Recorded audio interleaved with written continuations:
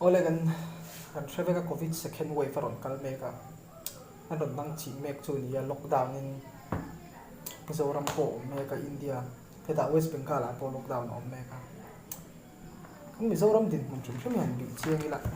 a covid kai zat ni win kan lo atang hianin kan Mizoram mi puite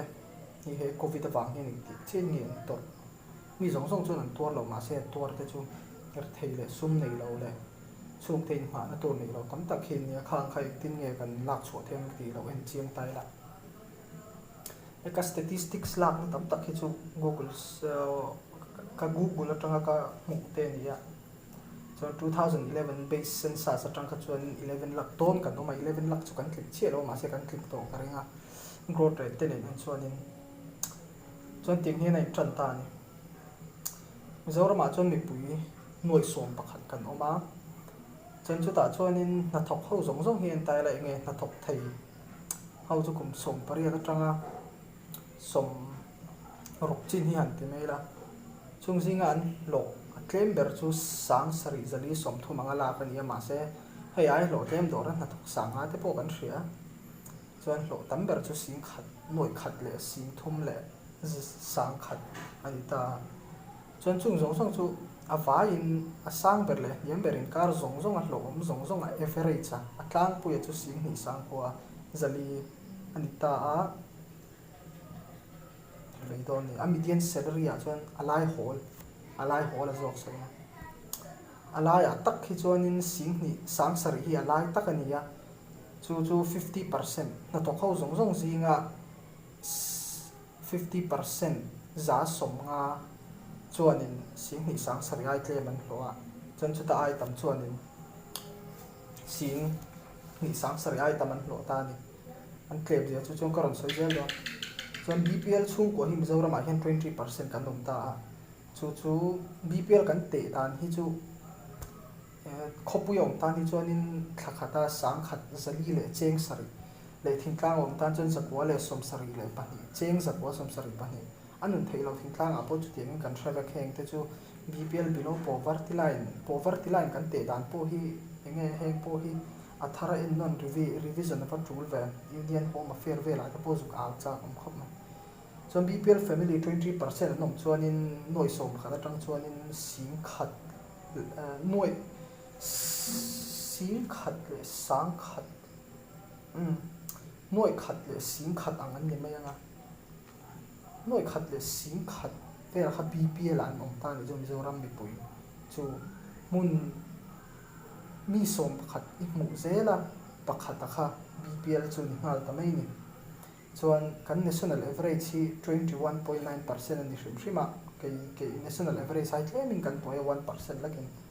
chuan Mizoram a sarkar na thok om zong zong za thi singa sang ko zarup le pakwa 2016 englo tanga ka hmone tu na chuan tam mon claim po ni mai the ma se chu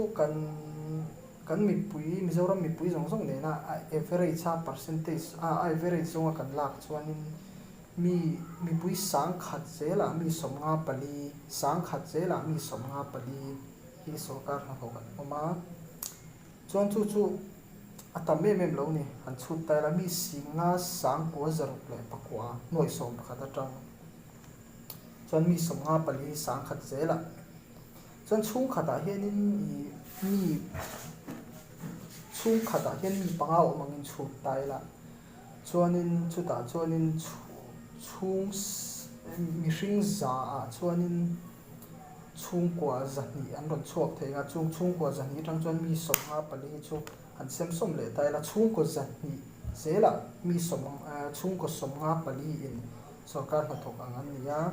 chuan chung ko za som li parok dang du sarkar na thok lo heng Mizoram a chuan nge tam berang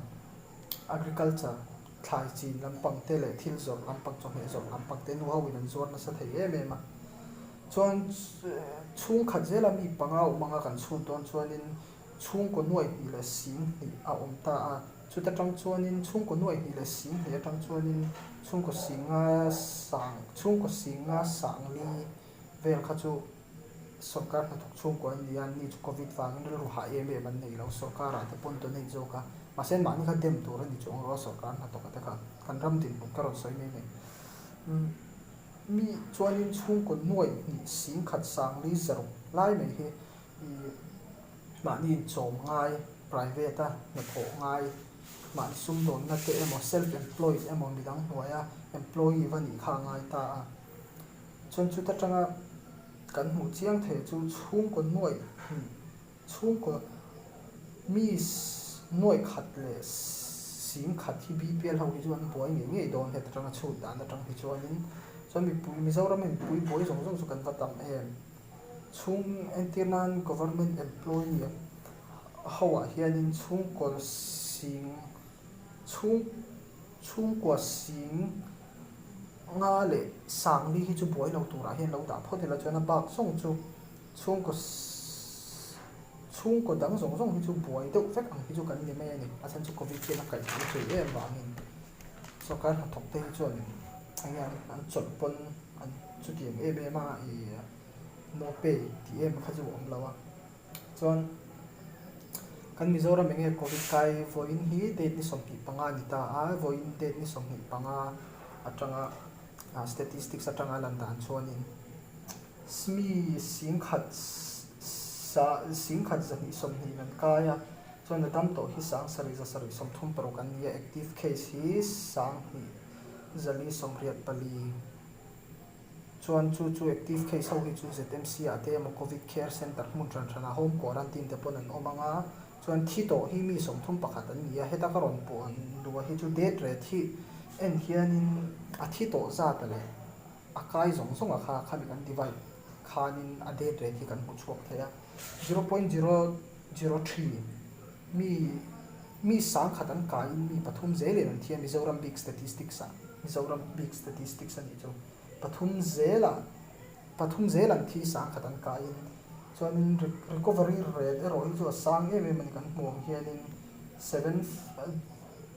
mi sing khatin kai ta se sang sari zanga somruk pakwa asan chu active case te kha lo ma wangin date re thi update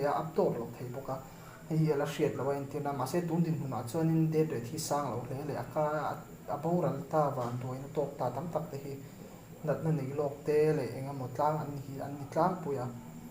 chuanin enge thalai boral deuh hle kum somri boral ti vel te po kha van doi nei chu om lo thei lawa khovel hi ni tlata chuanin karon soi to khanin heng kan statistics ka karon pung chuaka chuanin thil mi za thak deuh nei pakhat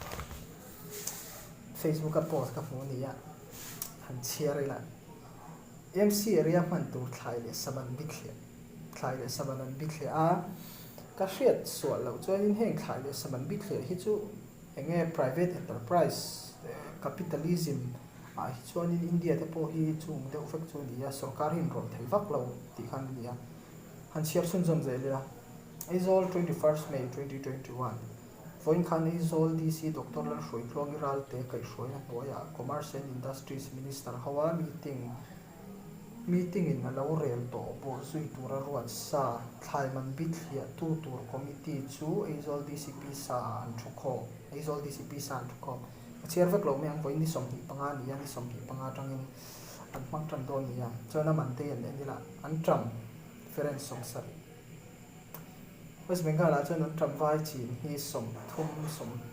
ni dan kan lei avai khelin an chut khom beloi na ti te chu hetai chuan hmu tur em hi om lawa som sari ma se tau thau a tau bok bon som ruk bok bon man ni a khanin kezi khat a kezi hi lom a house DC no te ati ministry to khom be si an tram buk bon te po hi somruk an han ti runga ta buk bon pum khat nge buk bon ke ji khat somruk ti na ron lang chiang si lawa a noi khop mai comment ka chiar po khanin buk bon hi ke ji angin an lak sak mai me la somruk an ti ta somruk ani a khan he ta chonin ke ji a som in ka layas a tawani mi zawrama tan pon mo a ho win a hlo min ron thleng chho thina chuan bin te po za som hi a oi om lo a bin kha ma ni lo ka khalin he ta po som sari velin ka leya atong per po khan som riat fel khalin ka hria chuan beloi ra ti te po za ne beloi ra te chu som li khan nge le ka mu kha le chuan capsicum zani capsicum te chu sak mar sa pui kan tiang deuh hi ni awm deuh ah chuan an ngai la changkha somriat changkha te chu som thum khan ding ka hria nge som hi khan ka leya Mizoram chin tam tak chu om lo ang nge ha hlo ma ron thleng chho ni ka ringa vai ram atangin chuan marcha pui ria marcha pui thau marcha te heng te chu aman pa awm em em chuang lo tau tho sa thum za som nga za iskut somli a pui vak lo iskut tak hi chu somli chawani hi chuan mai pol mai tam tok mushroom pa za thum taw em em lo pa po hi a khoi hi tlem na boi thak ve dawa tlok chu tlok a khoi tu ta ni chuan phui nam somriat phui nam po hi taw em em lo ti me ang ala hau tak ve me parbor za parbor hi chu a taw hun thla hi taw hun deuh ni hrim hrim a tun hemi hun chia hemi ro ron sur ma tak tak le hemi classic le ro ron sur hemi ron om tur hemi season kari tu lai hi taw hun deuh hrim hrim ani za ni pom sak me ma se taw tho purun zung za som nga aw yom lo ma ni ponin khoi thei ina botolin lei da ula purun zung ron chuak ani mai chuan redish som hin ka lei ma ni so thing som red Mizoram te chu so thing man tlom na huna kan hriat reng thin kha ni aw yom lo thei ya mai heta po kezi a za vel ani Mizoram vela khana thak na mun pui deuh zo kan no panglai pon kezi a som ten ni te ha kan hria chu sang hi som pa hi nge som pakhat sang hi som ti vel kha ni chu sam tok som ro a poi lo a om deuh thau som nga vel te po ti thei se sap thei na za le cheng som hi om lo som riat vel te ni thei dei se chuan tomato hi hemi hi greenhouse le open bi ki ne som riat greenhouse tak hi chu enge ka hre chi lawa a om po ni mai thea chuan open hi chu som riat hi chu a ziom reng tu lai tin hona chuanin a taw deuh thau chu ziklum som li oma zong tra hi wang ema supply and demand law of demand and supply kan hen chuanin enge a demand kha atama supply kha claim sia supply claim zong tra mu te po demand atama kha wang khan price and up thin ani economic theory ching i som riat khang za som nga khang hui wa taw ga khang hu te ju huwa te po a hun lai hi ni ve ru ma tu lai te ba khi ok lawa chuan saman kan en lenga bi ngate kai pom za som riat a om tho small fish gram za som nga ngate kai pom an ti kg nge ka hrewa heta sakate yearling small fish za som gram za som nga za hi som nga chau chu taw ma deu ni common carp japan sanga za hi som nga kg nge po hriat lo other culture fish moite chiar zek po cha ngom lo chakai zali ataw heta vaira ma bir para pon em lo na po oi the khop na tur chakai te po om thei ni mo mi zeun khom po chengkol za som nga nau khat thak ani ka ringa ataw covid lai po je om lo ring turam in disi hei hi mo kan ram hroi tu te thu kho minan tu chu thai sanga za hi som riat thai sanga hi za pin kan lei thina heta za hi som riat ataw deuh tho ani distribute khata retail na len lo na nei ngai to point na taw deuh tho voksa zali heta za hi som nga nia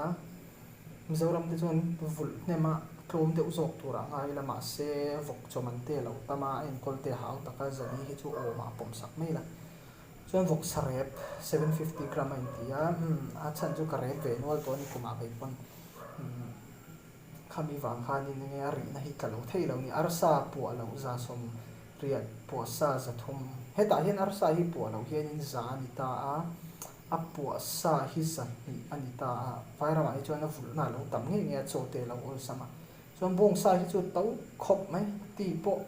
zaruk ania heta chuan in za hi som nga za hi ten kan leya chuan a thin hi za sari ani loi mai a taw khop mai heta chuan man nei nang deuh renga za hi som nga tho ania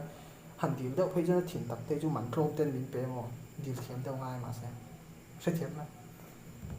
chuan a ru sa pol zanga an tia heta chuan a ru sa pol ui chaw tu te poi te zia som nga ten han hua a ko chung sangan ti o lo khi ta ni mi zo ju ko chung gan du ka he da jon ko chung hi an ten fai mi lo hi ke ni ten fai tur cho pa hi apum pui ti te aril phiar ti neu neu te hi aril phiar ti neu neu te hi kezia za anti fai do chon za chuanin a check za gram za ti somnga zela za somnga kezi khatani chuan cheng zaruk lai choi ngai don ni kelsa zaruk kelsai chu om deuh rang tho awang ema written bailal lu moi o soi tong khanin kan covid kai ti te po hai mizoram din hon tam tak te po mi engza chen nge tua ti te po mi population 2011 census atang chuan noi som khata tang chuan in chung ko tina mi pangang zelo mang chuan chung ko noi ni la si hian oma khata tang chung ko si nga da le sang ni ve ka chu sarkar ha to kan nia poi lo top an ni nga langa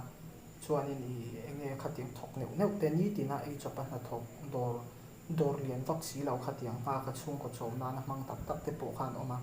kan hriat to chu kei ma ni chaw kan ni tuwa kan ni lo chuan kan dam ko chok ton lo ni tun covid the